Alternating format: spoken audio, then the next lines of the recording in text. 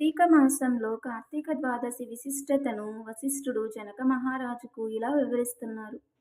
కార్తీక మాసంలో చేయవలసిన విధులను బట్టి, గొప్పదనాలను బట్టి, ఆరాధనలను, ఉత్సవాలను, దాన ధర్మాలను అత్యంత గొప్పవిగా వివరించారు.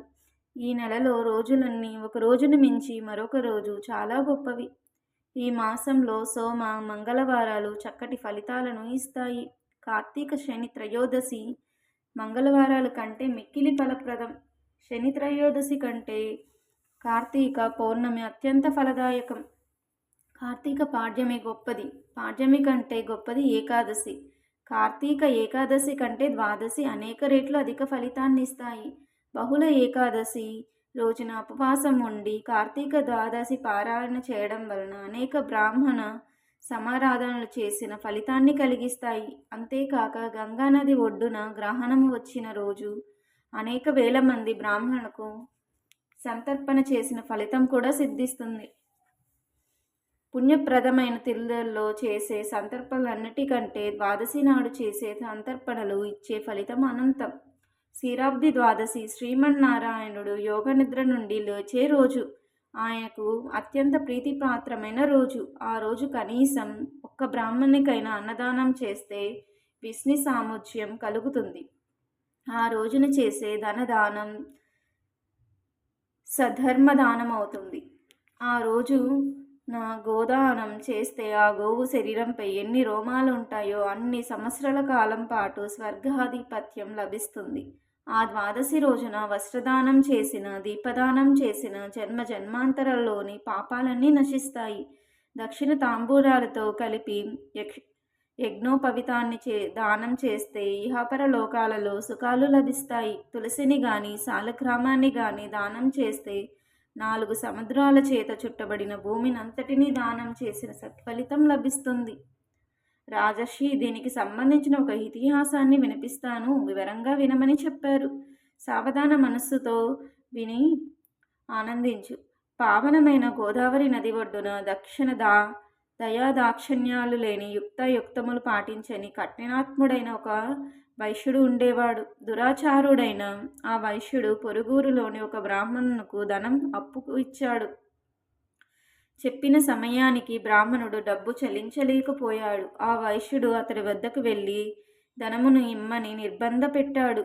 ఆ బ్రాహ్మణుడు మరికొంతకాలం గడువు ఇమ్మని అడిగాడు.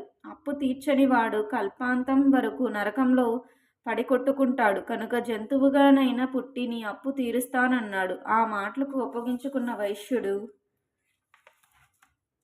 ఈ జన్మలో నా రుణం తీర్చువుగాని మరుసటి రోజు జన్మలో తీరుస్తానంటావా అని అతడిని ఈసడించుకుంటూ కోపంతో కత్తితో పొడిచి ఆ బ్రాహ్మణుని చంపాడు. కానీ జరిగిన దానికి తనను రాజభటులు వచ్చి పట్టుకుంటారేమోనని భయపడి తన ఊరికి పారిపోయాడు. కాలం గడిచిపోతుంది. ఆయుర్దాయం తీరిపోయి మరణించాడు వైశ్యుడు.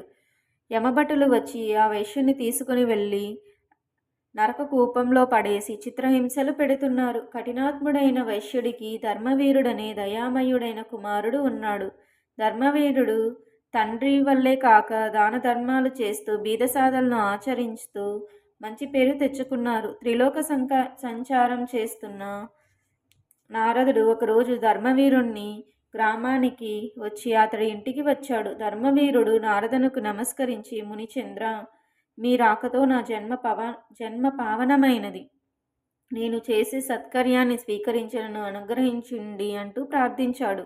నారదుడు ఆ వైశ్యపుత్రునితో, ఓ ధర్మవీర, నువ్వు పేరుకు తగిన పేరు ప్రతిష్టలను సంపాదించావని, పరమ దయానిధివని విన్నాను.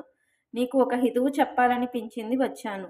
నీ తండ్రి నరకంలో యమ యాతలను అనుభవిస్తున్నాడు. అతనికి ఉత్తమ గతులను కలిగించిన వలసిన పుత్రుడు నీవే కదా అన్నాడు. నారదుడి మాటలు విన్న ధర్మవీరుడు మనసులో సందేహం ఉదయించింది.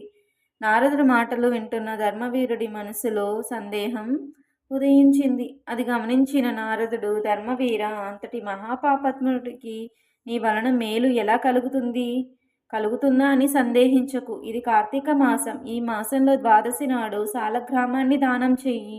నీ తండ్రికి నరక బాధలు తప్పుతాయి అని చెప్పాడు.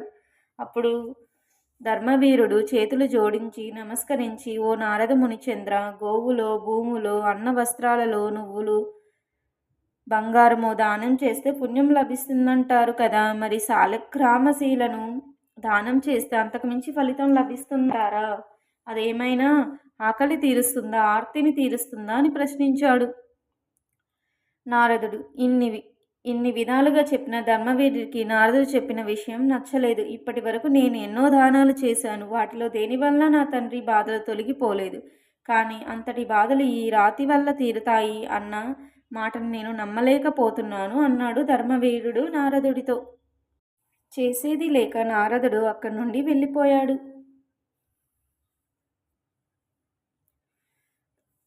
దానం చేసే స్వభావం ఉండి కూడా ధర్మవీరుడు నారదుడు చెప్పిన మాటను నిర్లక్ష్యం చేశాడు. సాలగ్రామ దానాన్ని తిరస్కరించాడు. ఆ కారణంగా ధర్మవీరుడు శరీరం వదిలిన తర్వాత పులి, కోతి, పందులుగా అనేక జన్మలు ఎత్తి చివరకు ఒక సద్బ్రహ్మణుని ఇంటి యందు స్త్రీగా జన్మించాడు. యవనవతి అయిన ఆ కుమార్తెకు తండ్రి వివాహం చేశాడు. వెంటనే ఆ వరుడు మరణించడంతో ఆమెకు వైధవ్యం సంప్రాప్తమైంది. తండ్రి ఆమెను గురించి ఆలోచించి ఊహించి మనోనేత్రం దివ్యదృష్టితో చూసి సాలగ్రామాన్ని దానం చేయడానికి నిరాకరించినందువలన ఇప్పుడు ఈమెకు ఈ ఆపద సంభవించిందని తెలుసుకున్నాడు. వెంటనే కార్తీక సోమవారం నాడు కుమార్తె చేట కార్తీక పూజ చేయించి సాలగ్రామాన్ని దానం చేయించాడు. ఉత్తమమైన ఆ దానం వలన ఆమె పూర్వం చేసిన దోషం నశించింది. ఆమె భర్త మళ్ళీ బ్రతికాడు. ఆమె తండ్రి పూర్వజన్మలోని నరక బాధల నుండి విముక్తిని పొందాడు. ఆ తర్వాత ధర్మవీరుడు ఒక సద్బ్రాహ్మణి ఇంట కుమారుడై పుట్టాడు. ప్రతి కార్తీక మాసంలో నిష్ఠాగరిష్ఠుడై సాలగ్రామ దానం చేస్తూ పుణ్య సంపన్నుడై చివరకు ముక్తిని పొందాడు అని చెప్పాడు.